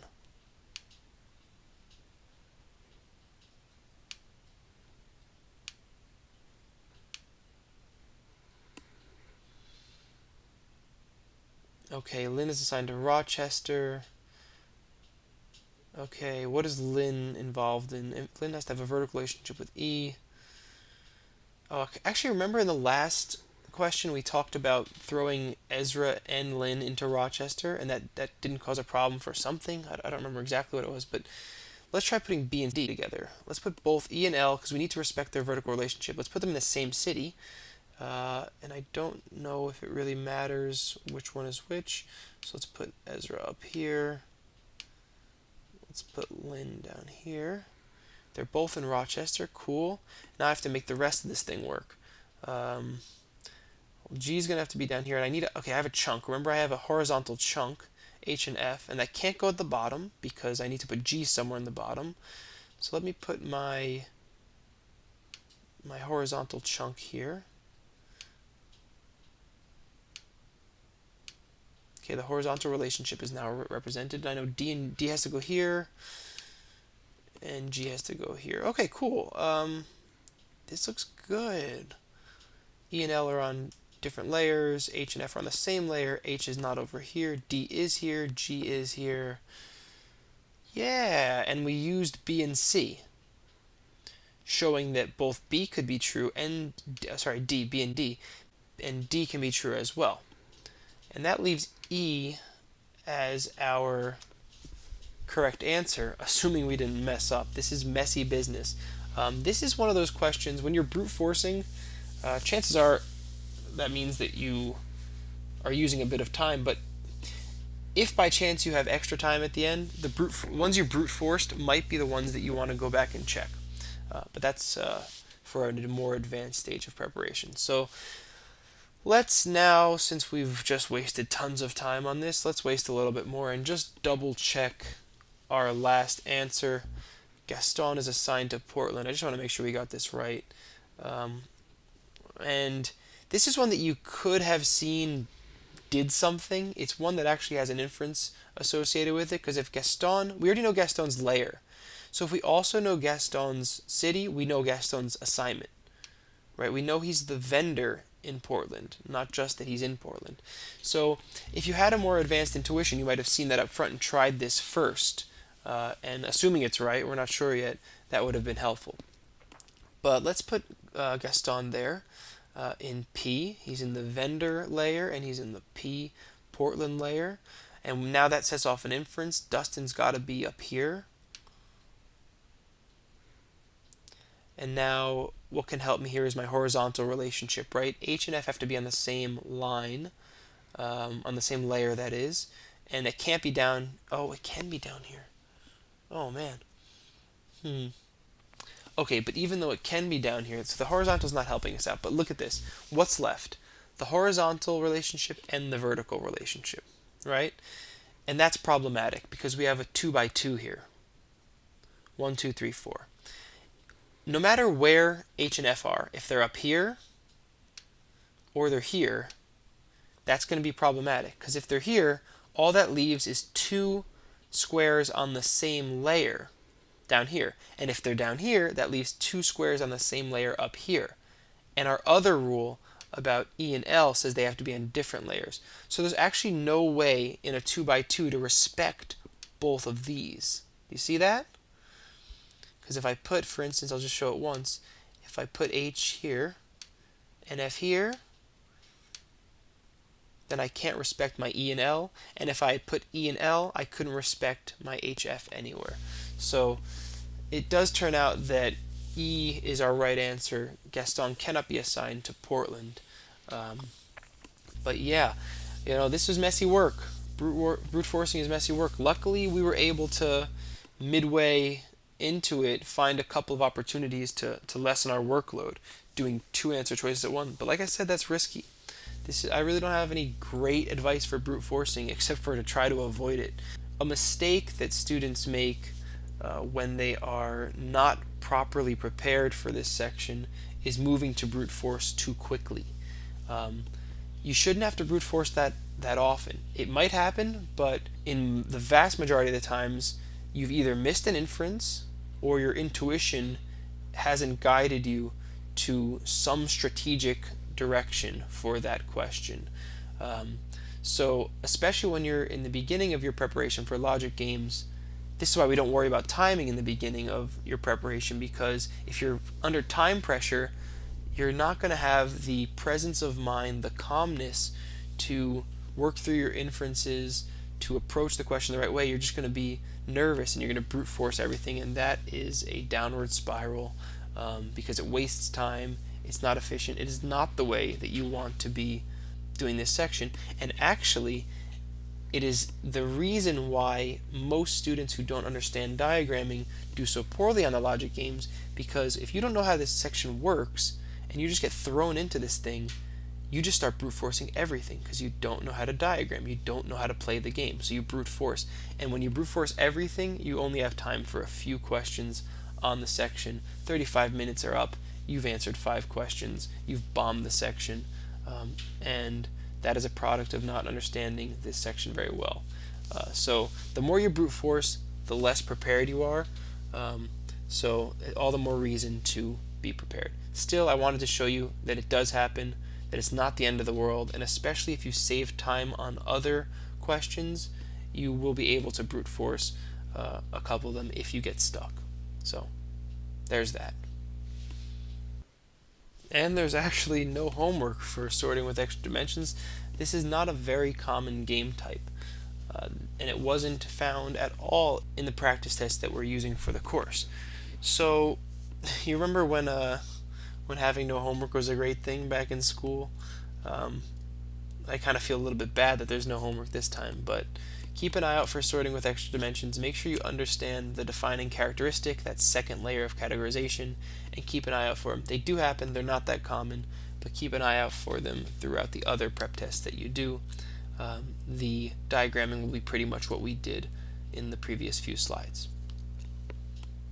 Okay, and just one more game for the lesson, and actually just one more game for the course, and then we are done with logic games.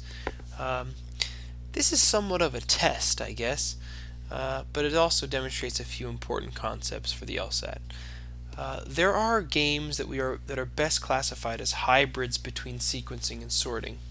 These are games that don't fit neatly into either type, but they contain features from both of those types. In addition, they may actually include some of the variations from either type. So this is really just a mixed up kind of game. And these, although quite rare, will occur on the LSAT from time to time.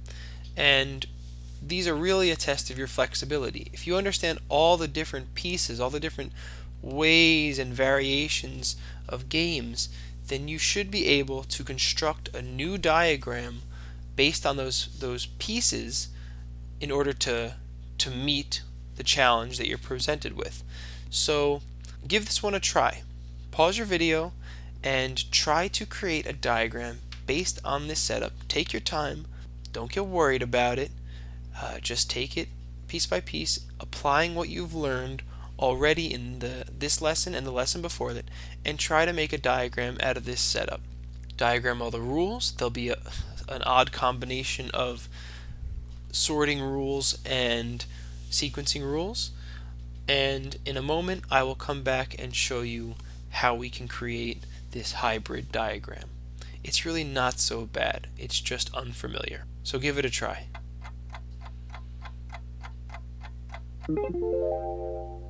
Alright, here we go. We'll take it slowly.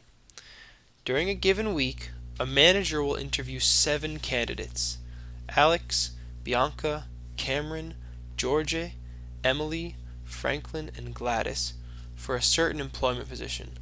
Okay, so far I'm not even sure if that is more like sequencing or sorting. There will be 2 candidates interviewed on Monday, 2 candidates interviewed Tuesday, and the remaining 3 candidates interviewed Wednesday. Okay, so this looks like a fixed number sorting game. Do you see that? There are these 3 groups or categories or containers: Monday, Tuesday, and Wednesday. They're days, right?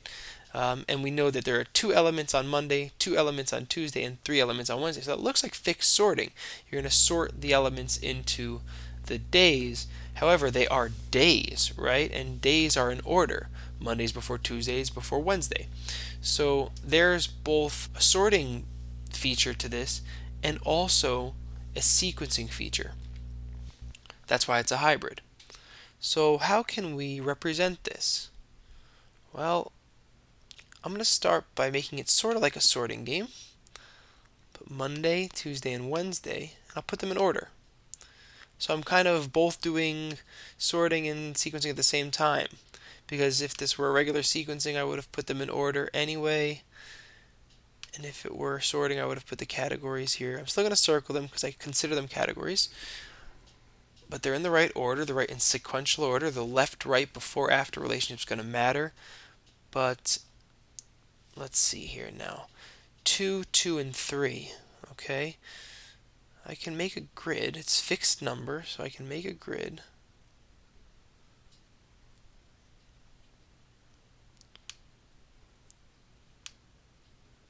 The only thing is I'll need 1 extra box for Wednesday. And there we have some kind of bizarre diagram. But it's not so crazy. It just says that there are 3 containers, Monday, Tuesday, and Wednesday, and there's some sequence involved between those containers. In the other sorting games, we could have moved the categories anywhere we wanted. Now we have to keep them in order. And now let me put my roster of elements A, B, C, D, E, F, G. And these elements are going to have to fit into this picture here. And let's look at our rules. Alex must be interviewed on a day before the day on which Georgia is interviewed. Okay, so that's one that is kind of like a sequence rule. So I'm afraid of putting it down here like I usually would in a sequence game, because in sorting games we use these kind of as extended columns, remember? Where we could demonstrate that if A is here, then T might be here. So I'm going to put it up over and to the side. I'm even going to make it a little diagonal to really show that it's nothing but order. A has to come before D. Next one, Franklin. Oh, actually, I should say a little bit more about this. If A has to come before D, I know a little bit more, right? I know that A is not on Wednesday, because there'd be no space for D afterward, and I know that D is not on Monday, because there would be no space for A before that. Okay. Next rule, Franklin is interviewed on Wednesday. Okay, now this, where I put him here doesn't matter. This part of this direction doesn't matter. The horizontal left-right direction does matter. The vertical doesn't. So I'll just throw Franklin in this extra box up here. Okay, nice to have an element already placed. Bianca and Cameron are interviewed on the same day. Okay, I can represent that as a chunk, a vertical chunk.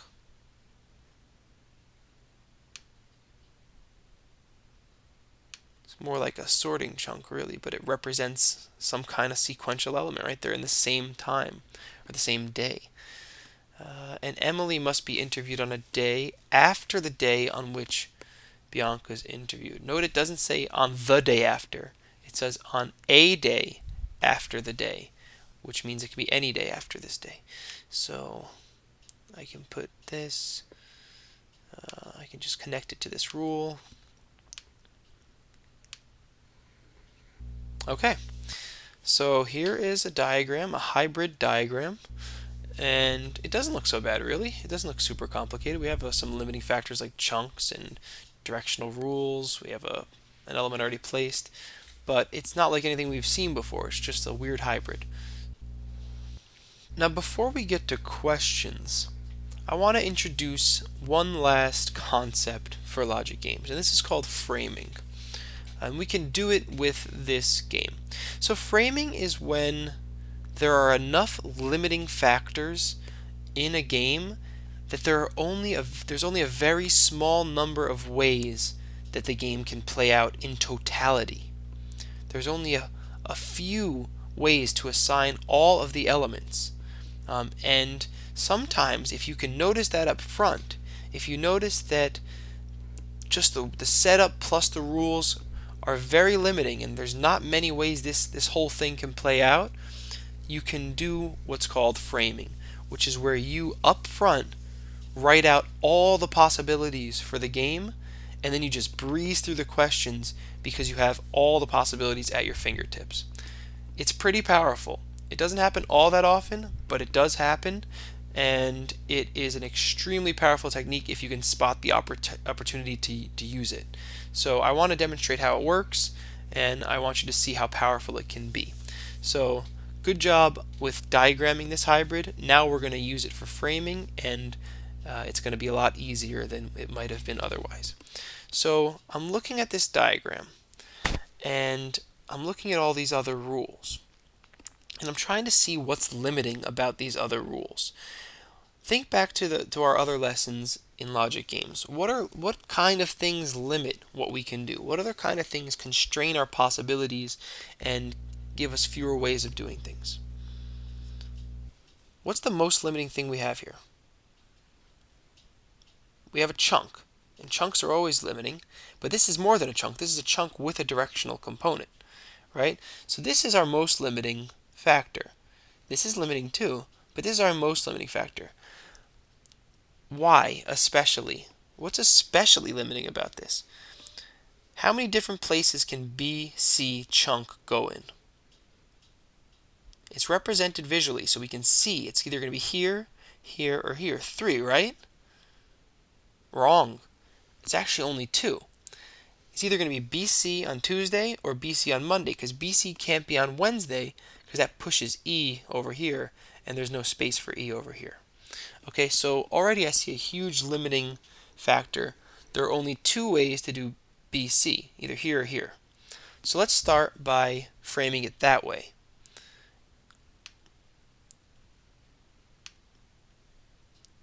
Okay, I'm drawing a new diagram.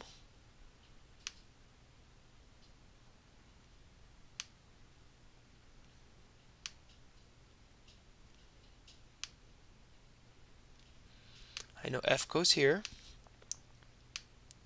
And in this one, I'm going to put the BC here.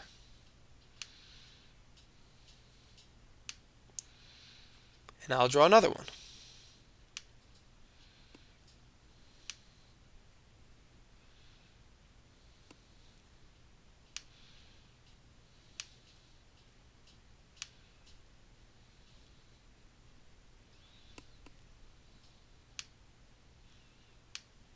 Okay, the F still goes here, and I'll put my BC over here. That represents 2 possibilities for BC. Now let's play them out a bit. I know that if BC is here, there's only one place E can go, right? Because E had to be after B and C. So I'll put E here. It's the only day E can go on. Now what else do I know? I have another rule, A before D. There's only one way that can happen now. A's got to be over here, and D has to be over here. And then what's left? This floater G. There's one complete way the game can come out. Okay, what if BC's over here? Now, are things as limited? Still, I have the AD rule, and there's only one way that can happen, so I'll put that in. AD. And now I only have 2 spots left, and I have G and E. So E will either be here or here, and the other one will be G. And so I'm actually going to, as opposed to writing them out with a slash, I'm just going to make 3 diagrams here. I'm just going to split this one again, okay? So there are 2 ways for this one to happen too.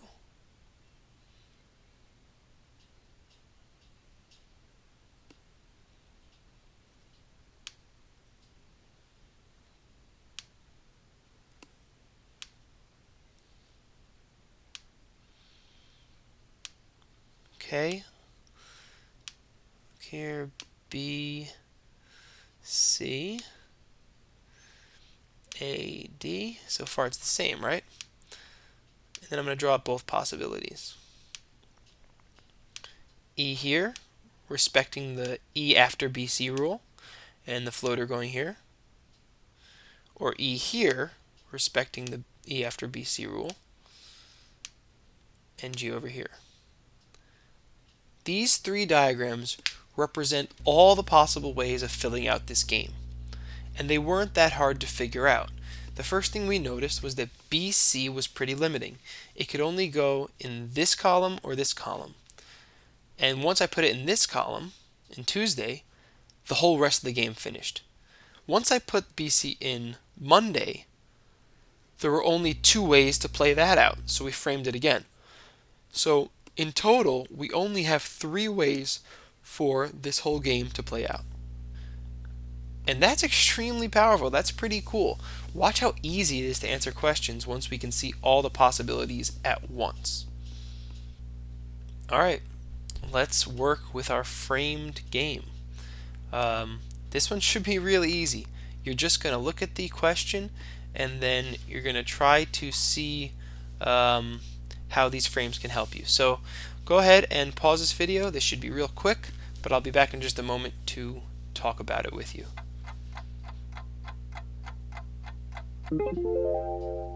Okay, here we go. The question asks which of the following must be true. So all I'm going to do for this one, I know that the right answer will be in all 3 of these, and each wrong answer will be not represented somewhere, right? Because if it doesn't have to be true, then I'm going to see a place where it's not true. So it's very easy. Let's see. I bet we can be super quick with this. Gladys is interviewed on Wednesday. Does that have to be true? Nope. She's on Monday at this one. Gladys is interviewed Tuesday. Nope. She's on Monday in this one. Alex is interviewed on Monday. Does that have to be true? Nope. Alex is interviewed Tuesday here and here. Georgia is interviewed Wednesday. Does that have to be true? 1, 2, 3. Yep, it does. Done. And just for fun, Cameron is interviewed on Monday. Does that have to be true? No. Cameron can be interviewed on Tuesday. So D is your right answer. We can see the possibilities so quickly that our work up front makes these questions so fast. Okay, another one. And this one is a conditional. Oh, this should be really, really easy. Pause the video and try it out. And I'll be right back.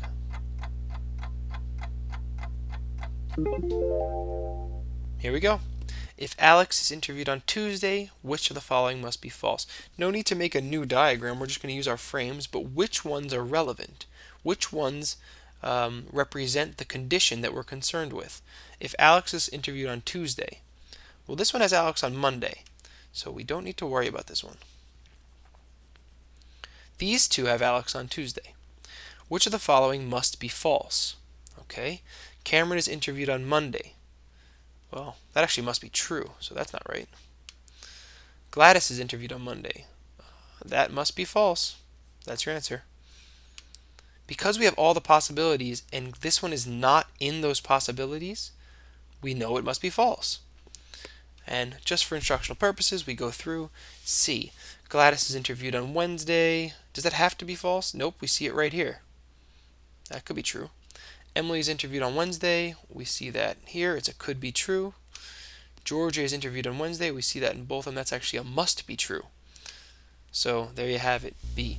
You see how quickly we're able to deal with these questions. Framing is so powerful. And don't expect to see opportunities for framing up front in the beginning. It is something that depends upon your intuition. This is another benefit to having a strong intuition for logic games, and that comes through practice. Again, it comes through practice and preparation. It's not just something you're born with. Nobody knows how to do logic games until they learn how to do logic games. So once you have a stronger intuition, you'll see up front that, wait, these rules and this setup, they're awfully limiting. I wonder if I can frame this. And you'll think it through a little bit further and be like, oh wow, because of these inferences, there's actually only 2 or 3 ways this can happen. I'll just do it all right now. And once you do that, you're going to breeze through that logic game. Now, a note. If you see that a certain game in a section can be framed, chances are the LSAT's going to balance that one out with a tougher game somewhere else in the section.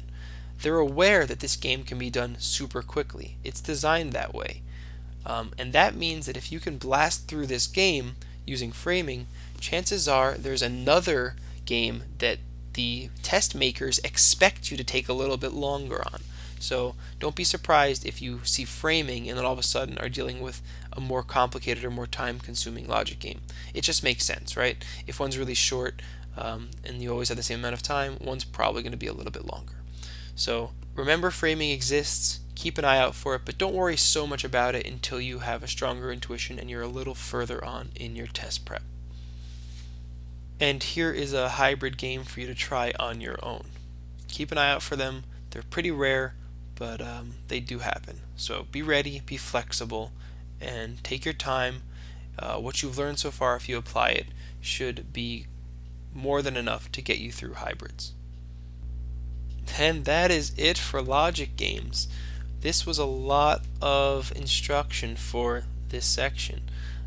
2 very long lessons. Congratulations on getting through it all. Feel free to go back, watch it again, watch certain parts again.